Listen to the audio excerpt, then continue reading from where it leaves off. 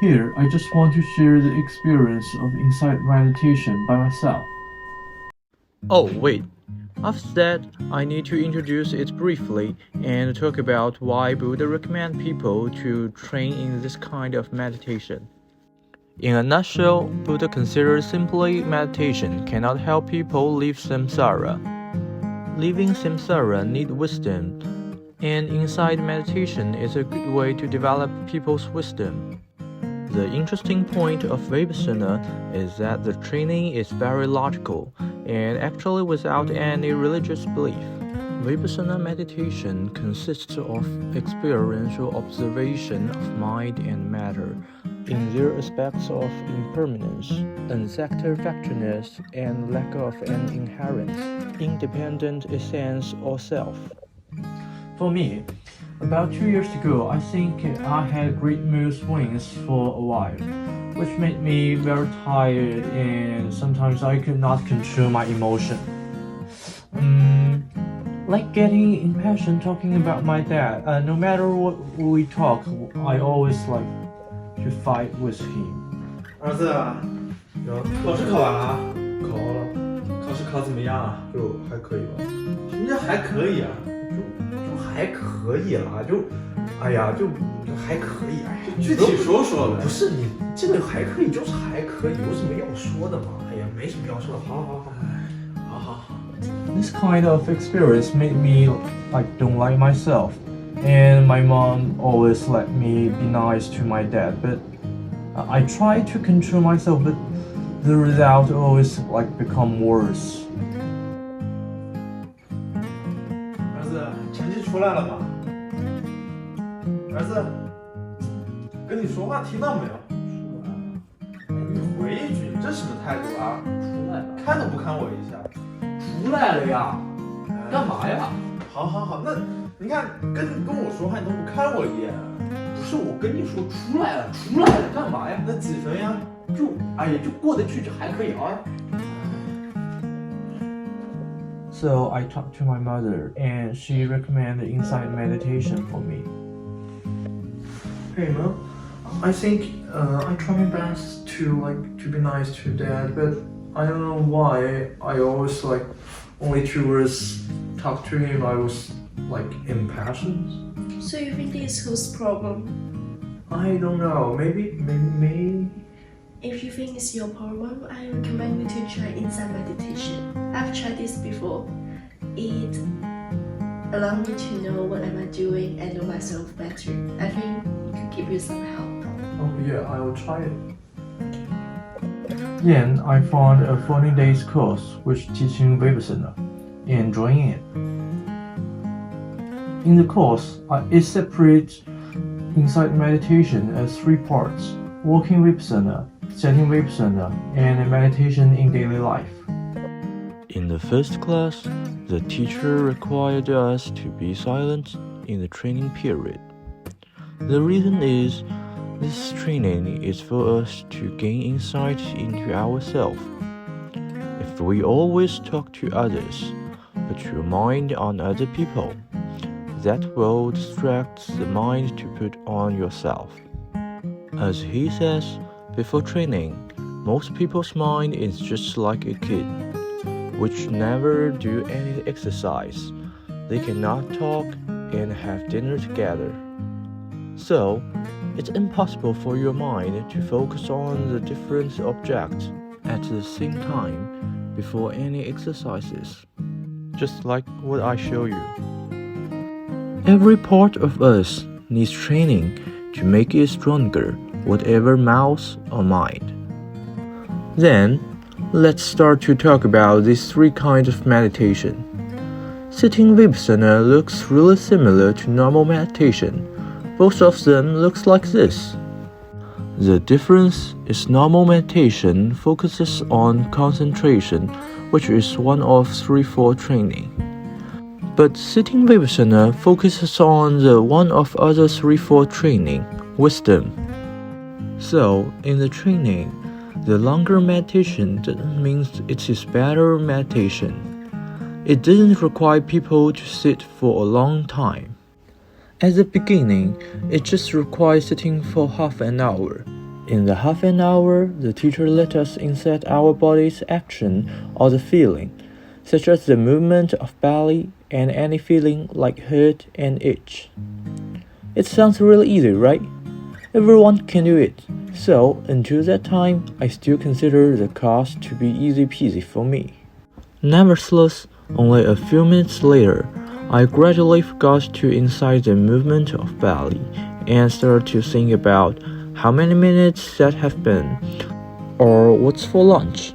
My mind is like a wild monkey, always very active.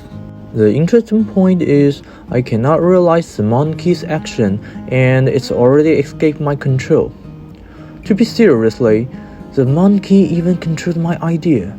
In the process, when I try to calm down my mind, the monkey will become more active.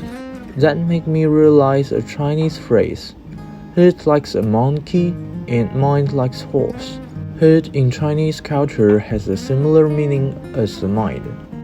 After sitting about 20 minutes, my legs started to feeling hurt. That put me back to meditation. I know I need to incite the hurt, but the truth is it's too painful. It made me forget everything. When I try to incite the hurt, the pain will become more clearly.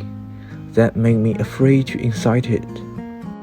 So, I asked the teacher about how to deal with my fear. He told me even if the training isn't focused on increasing your concentration, but concentration is an integral part for Vipassana. There are many things don't have shortcuts, and you cannot hide your fears. Face it, it will make you better. During several days of exercise, I learned to be alert and increase my concentration. Until one day, when hurt comes, I can focus on the hurt and incite hurt. I seem to find the essence of pain. It's not only one feeling, but many different feelings constantly changing and alternating. However, most of the time, we never care about the essence of pain, we just try to avoid it. The process gave me a special experiences, and it gave me a new view to see the world. On the other hand, the course also teaches insight meditation by walking. The key of the training is to observe the process of feet's movement. Compared to sitting insight meditation, it's too hard, because the movement of feet is an abstract concept. So, at the beginning, I'm like, move. What is move? How can I find it? Why should I do this so slowly? It's too boring. Oops, almost full. Oh, it's too long time. The master told me, if you become more slowly, you can separate the movement into many parts and more movements you will have. Lift, force,